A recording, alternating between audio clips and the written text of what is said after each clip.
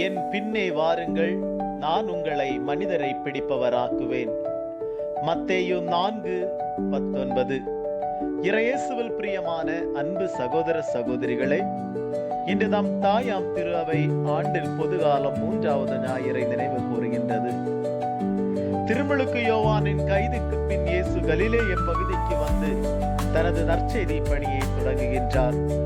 என் பின்னே வாருங்கள், உங்களை மனிதர்களை பிடிப்பவராக்குவேன் என்று இறைப்பணிக்கு சீடர்களை அழைக்கின்றார்.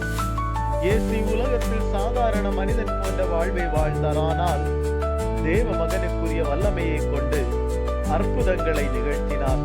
மக்களை மீட்க இன்னும் சீடர்களை அழைக்கின்றார். உழைப்பை விடவும் உடைமைகளை விடவும் உன்னதமான பணி நற்செய்தி பணி என சீடர்களை அழைக்கின்றார்.